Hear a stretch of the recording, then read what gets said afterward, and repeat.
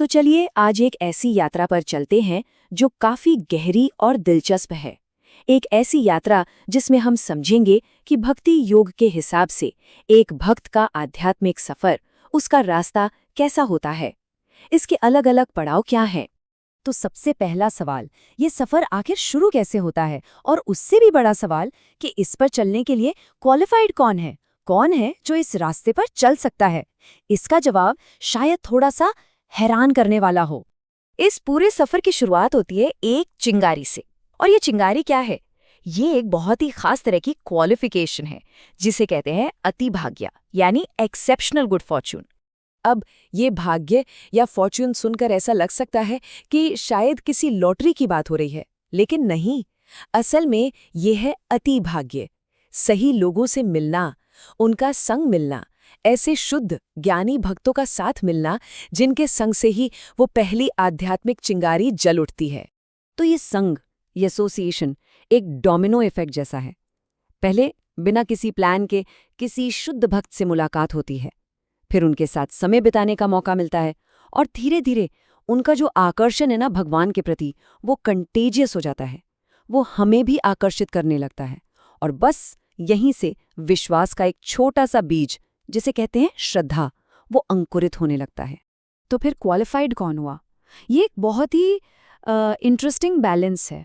देखिए, इस रास्ते पे चलने के लिए न तो कोई पूरी तरह से मटेरियल लाइफ में डूबा हुआ हो सकता है और न ही कोई ऐसा जो पूरी तरह से सब कुछ छोड़ चुका हो, जिसके अंदर इस पथ के लिए भी कोई आकर्षण न बचा हो। तो ये एक बीच का रास्ता है, थोड़ी निराशा वर्ल्डली लाइफ से और थोड़ा आकर्षण इस आध्यात्मिक पथ के लिए। अच्छा, तो जब एक बार ये सफर शुरू हो गया, श्रद्धा का बीज बो दिया गया, तो इसके आगे क्या? इस प्रगति को, इस प्रोग्रेस को 3 लेवल्स में बांटा जा सकता है, एक सीढ़ी की तरह। और ये लेवल्स किस चीज से तय होते हैं? 2 चीजों से, ज्ञान और विश्वास की मजबूती। तो ये हैं वो 3 लेवल्स। सबसे नीचे हैं कनिष्ठ भक्त, यानी जो अभी नए हैं, उनका शास्त्रों का ज्ञान भी अधूरा है और उनकी श्रद्धा, उनका विश्वास भी अभी थोड़ा कमजोर है।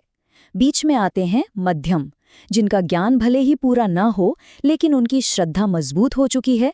और सबसे ऊपर हैं उत्तम भक्त, जिनका ज्ञान भी संपूर्ण है और श्रद्धा तो बिल्कुल अटूट है। लेकिन इन लेवल्स में, खास करके कनिष्ठ और मध्यम में, आखिर फर्क क्या है? ये सबसे साफ तब दिखता है जब उनके विश्वास को, उनकी श्रद्धा को कोई चैलेंज करता है।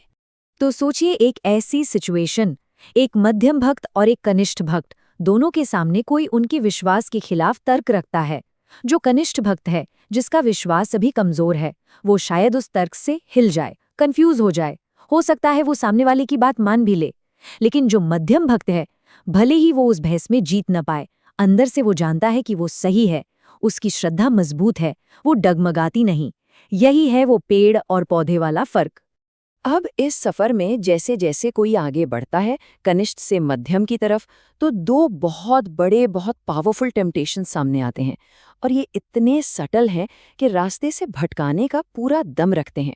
और ये 2 टेम्पटेशंस हैं क्या? एक है भुक्ति, यानी दुनिया के सुख भोगने की इच्छा, और दूसरी है मुक्ति, यानी सब दुखों से आज़ादी, पर्सनल लिबरेशन की इच्छा। और यहाँ एक बहुत मज़ेदार बात है, आमतौर पर यही 2 चीज़ें तो लोगों के स्पिरिचुअल गोल होते हैं, है ना? या तो सांसारिक सुख मिल जाए या फिर मोक्ष मिल जाए। लेकिन इस भक्ति के पथ पर इन दोनों को ही एक ऑब्स्टेकल, एक बाधा माना जाता है। तो फिर सवाल उठता है, अगर मंजिल ना भुक्ति है ना मुक्ति, तो फिर है क्या? जो सबसे एडवांस्ड सोल्स हैं, जो इस पथ में बहुत आगे निकल चुकी हैं, वो आखिर मांगती क्या हैं? उनकी प्रार्थनाएं क्या होती हैं?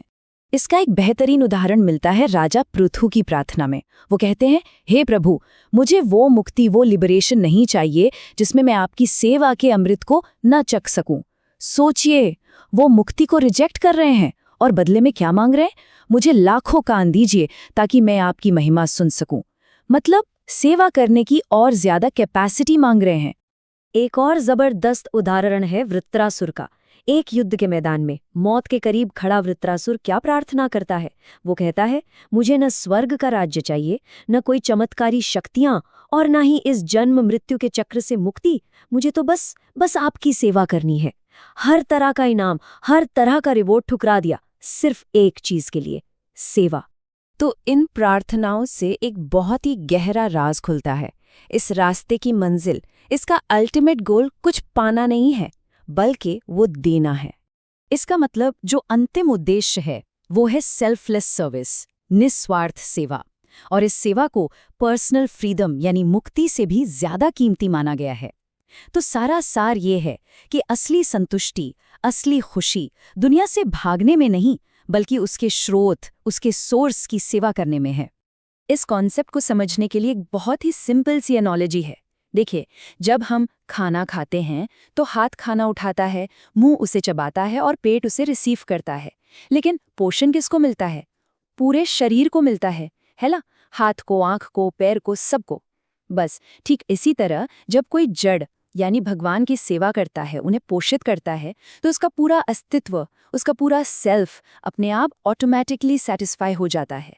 तो अगर खुशी की, फुलफिलमेंट की चाबी पाने में नहीं बल्कि सेवा में है, तो ये बात तो सेल्फ इंटरेस्ट के पूरे कॉन्सेप्ट को ही उलट देती है ना। और ये एक बड़ा सवाल खड़ा करती है। अगर असली संतुष्टि लेने में नहीं, देने में है, तो फिर इंसान अपनी जिंदगी में असल में ढूंढ क्या रहा है?